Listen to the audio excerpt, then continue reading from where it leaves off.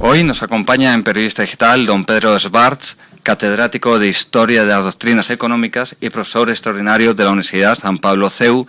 Es uno de los referentes del pensamiento liberal actual en España, miembro de la Sociedad Montpellerin y es autor de libros como En busca de Montesquieu, La democracia en peligro y Entre dos siglos y otros escritos inconvenientes. Además, es autor de La economía explicada a Zapatero y sus sucesores, libro del que ha venido a hablar. Muy buenas tardes, bienvenido. Buenas tardes, encantado de estar aquí.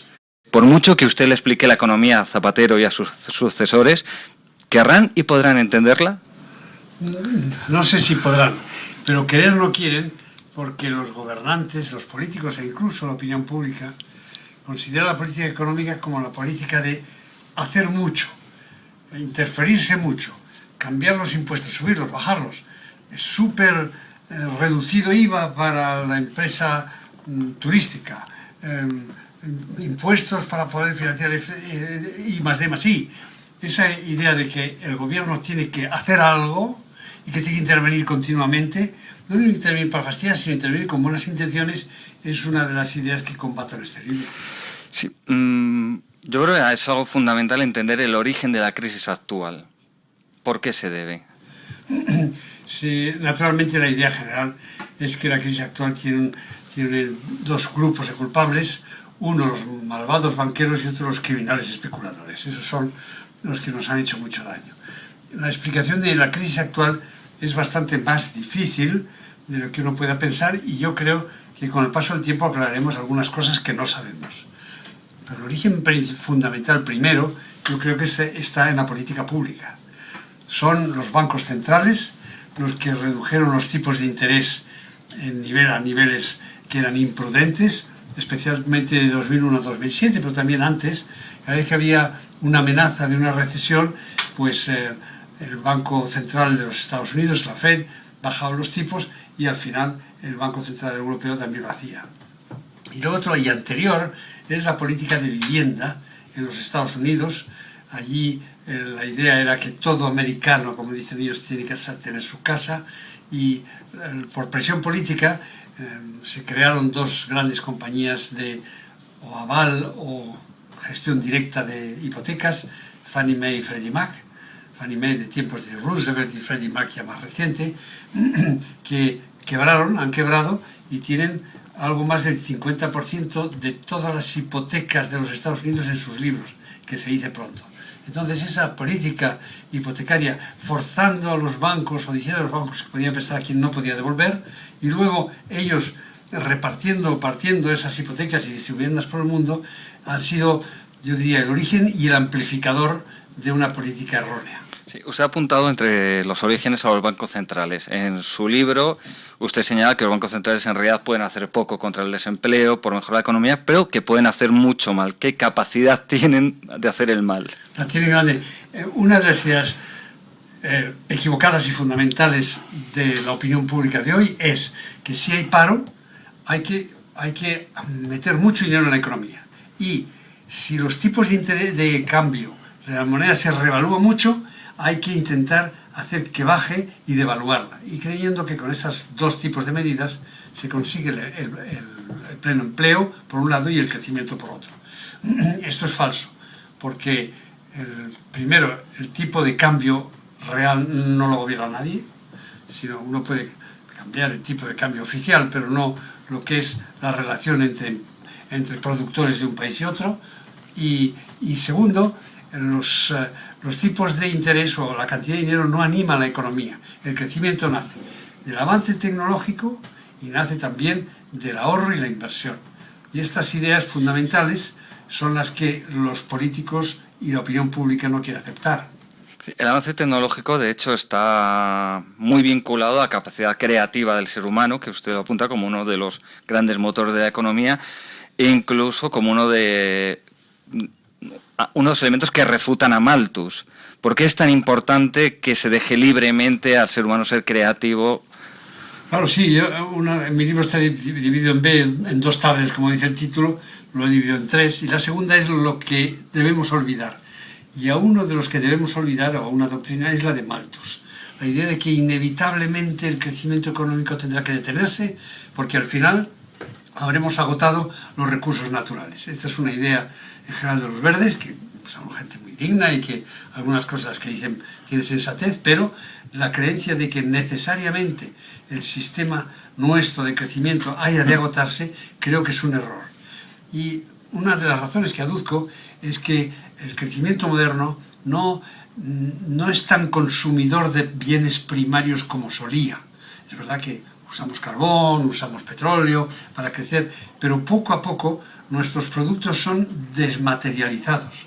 Ahora estamos aquí haciendo una entrevista. Indudablemente estamos gastando un poco de luz para estar bien iluminados y luego los micrófonos tienen metal y esta mesa es de madera y laca, pero lo fundamental que estamos haciendo es algo no material. Estamos transmitiendo ideas que en sí ellas no consumen un poco de energía del cerebro y del azúcar que he tomado con el café, pero en sí esa capacidad productiva se está haciendo cada vez más mental, cada vez más social y desmaterializada. Y esta es nuestra esperanza. El avance técnico es el que nos permite crecer. No hago más que una alusión. La mejora de la medicina. La mejora de la medicina, los nuevos medicamentos, los nuevos métodos de diagnóstico han prolongado nuestra vida y nacen no de haber descubierto un nuevo pozo de petróleo, sino de haber descubierto una nueva idea. Otro de estos autores a los que hay que olvidar y al cual usted refuta constantemente en su libro es a Keynes. ¿Por qué sigue teniendo tanta influencia en el pensamiento de economistas y sobre todo de políticos de todo el mundo? Porque parece algo de sentido común, y digo yo que en estas lecciones de economía resulta que la economía cada vez menos es de sentido común. Resulta de sentido común el decir, si tenemos una crisis porque los empresarios no pueden vender lo que producen, las empresas no pueden vender lo que producen, entonces hay que animar el consumo para que las personas compren eso y vuelvan las empresas a la producción. Entonces, la idea de que el consumo se gobierna por el ingreso de cada momento y que esa es la razón del crecimiento, es una idea que puede parecer, que yo creo que parece bastante aceptable, pero está profundamente equivocada. Además, el consumo no es algo de este año estamos consumiendo poco, a ver si consumimos más. Nosotros, los individuos y las familias, gobernamos el consumo por la visión de toda una vida. Cuando somos jóvenes nos endeudamos para tener una familia, comprar una casa.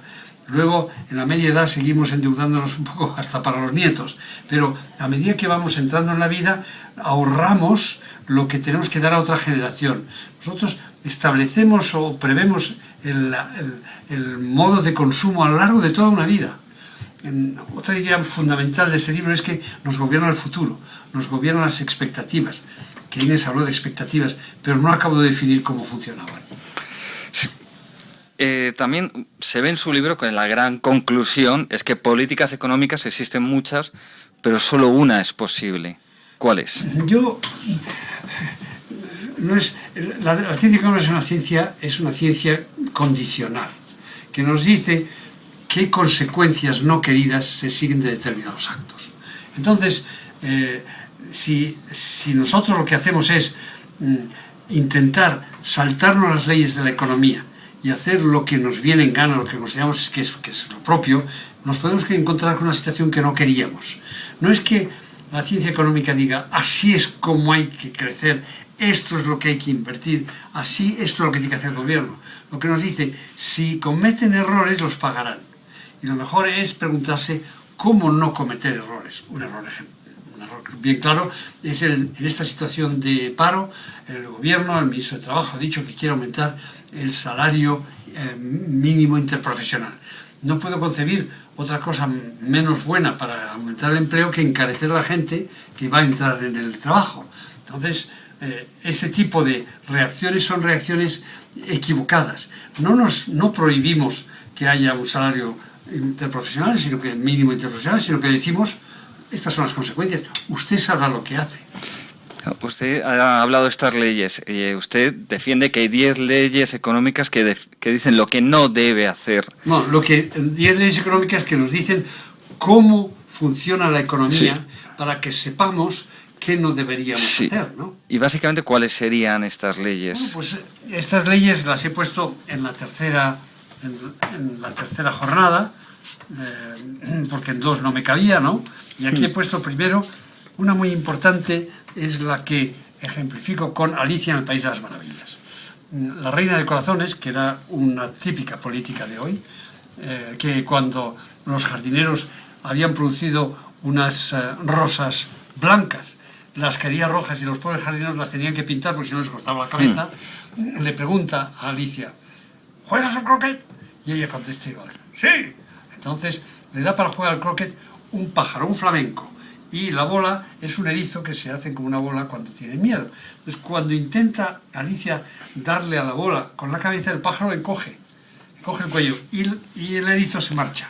Entonces esta es la primera lección fundamental. Los individuos no somos inertes en manos del boletín oficial. Reaccionamos muchas veces de maneras inesperadas. Una de las maneras inesperadas es la economía sumergida, que en España se habla del 20% del PIB en economía sumergida, 25%. Eso es una indicación de que hay mucha gente que escapa a la regulación de forma irregular y por lo tanto desobedece lo que le dicen los ministros. Luego hablo de la libre competencia en educación y de cómo la educación financiada por el Estado es un error, se corrompe y no consigue los resultados que queremos. Bueno, en España ya se sabe que hay aproximadamente un 25% de personas de estudiantes que no saben nada al salir del colegio, un 15% de analfabetos funcionales. No funciona, creo, la educación financiada. Luego he hablado no he hablado de la maldición de Midas. Es la que se refiere a la creencia de que si uno crea mucho dinero, se hace crecer el país. Y doy el ejemplo de la leyenda de Midas, que le pidió a Apolo como favor que todo lo que él tocase se convirtiera en oro, y cuando no pudo comer, porque lo que tocaba con los labios también se convertía en oro, se dio cuenta de que el oro no es la riqueza, sino el trabajo y las ideas.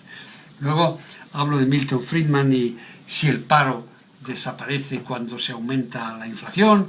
Hablo del euro y la llamo la moneda del doctor Frankenstein. En fin, las vacas del faraón para decir por qué hay ciclos y suben y bajan. Pues ataco un poco a los que tienen miedo de que el clima y que los recursos naturales van a ser un límite para nosotros, etc.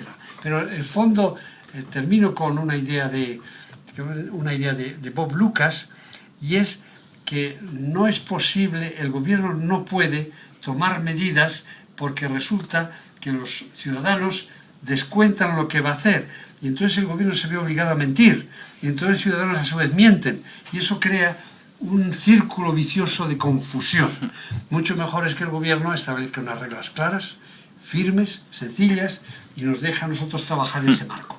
También resulta muy interesante en su libro todo lo referido a las monedas.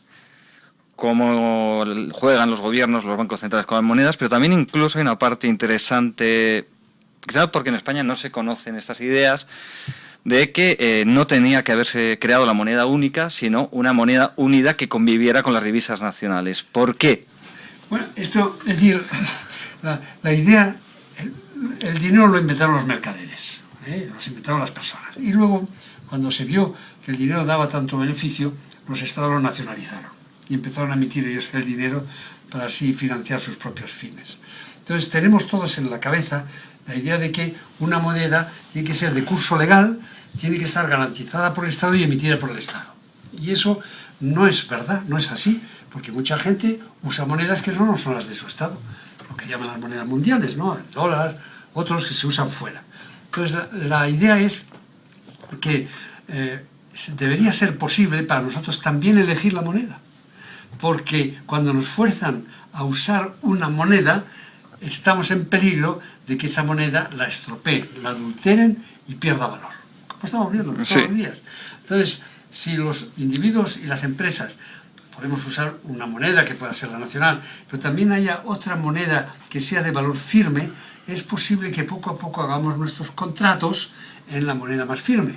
En especial deberíamos poder elegir pagar los impuestos en la moneda del Estado o en la moneda más firme, al tipo de cambio que fuese. Si en Europa el euro no fuese obligatorio, sino fuese paralelo, creo que Grecia no estaría usando el euro ni nos lo estaría fastidiando. Entonces, ¿qué hacemos ahora con el euro? Está la cosa muy difícil, porque qué espectáculo ridículo decir, ahora nos han prometido que van a hacer reformas y que van a privatizar. Dios mío, los griegos al fin se van a decidir a privatizar la electricidad. No sé qué va a pasar con las bombillas, ¿no? Bueno, pues, y a privatizar, prometen una privatización, entonces les damos 120.000 millones más. Eso hasta el mes de septiembre tenemos que dar 240.000 millones más. Y luego, si llegamos a 2014, habrá un fondo en que podremos seguir tirando al agujero de Grecia todo el dinero que queramos. La situación es verdaderamente ridícula. No es ridícula, es peligrosa y preocupante. Yo creo que deberíamos ver que el euro, como está constituido, con países que no cumplen sus reglas, y la regla es no puede haber déficit público, porque cuando hay déficit público la gente no se fía. Cuando tenemos una moneda de ese estilo, deberíamos poder tener una moneda que no la emitiese el Estado y que pudiésemos utilizar. Y esa moneda sería el euro paralelo. ¿Y espontáneamente podría llegar a crearse esta moneda? Es difícil porque se exigen, bueno, pues el fisco pesa mucho, ¿no? Y entonces habría que ver si el fisco iba a aceptarnos que les pagásemos en otras monedas distintas. Y luego son monedas de curso legal. Si desapareciese la idea de curso legal y los contratos fuesen libres, yo creo que sería posible otra moneda, otras monedas paralelas en las que quisiéramos negociar. Bueno, pues hay países, en América Central algunos se han dolarizado y no tienen moneda nacional. Y otros, en otros países, cuando la moneda va muy mal, como en Argentina, la gente se pagaba en dólares. Es decir, la moneda nacionalizada, única e impuesta, funciona como estamos viendo que funciona el euro, que está abocado a crisis continuas. Bueno, y ya para concluir, ¿usted cree que quien sea el sucesor de Zapatero está dispuesto a dejar de jugar a ser la reina de corazones? Eso es, pues no.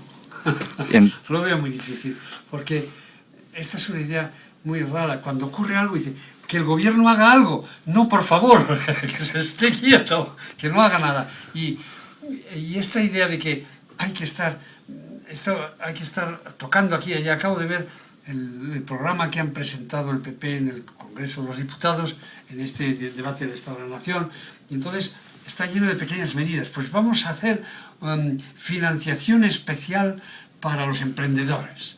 Por favor, déjenos en paz. Usted lo que haga es que los impuestos sean bajos, el gasto sea bajo y haya sitio para que la gente pueda emprender. Y lo mismo también han dicho, vamos a bajar, y ya lo he mencionado, vamos a darles a las empresas turísticas el IVA súper reducido. Yo creía que el IVA se había inventado para que fuese igual para todos, de tal manera que el impuesto no desviara o distorsionara la actividad económica.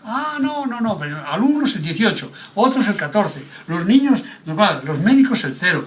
Y ese tipo de retoqueteo desde el boletín oficial, como digo, es algo no solo que es muy difícil de resistir, sino que está dentro de la idea de los ciudadanos de que el Estado es omnipotente y que si nos pasa algo el papá Estado nos sacará de la dificultad. Pero mucho me temo que tampoco la mayor parte de los ciudadanos quieren que cambie la situación. Ahí está, yo me gustaría, este libro en realidad está dirigido a los ciudadanos interesados en estas cuestiones, pero por dar un ejemplo, la presidenta de Argentina, la señora Kirchner, ha dicho que se va a presentar a las elecciones y ha hecho una promesa a sus electores que yo creo que es la garantía de que va a gobernar bien. Ha prometido una pantalla de plasma a todos los argentinos. Bueno, si el votante argentino fuese un poco maduro, diría, márchese, por Dios, una persona que propone esto no puede gobernarnos.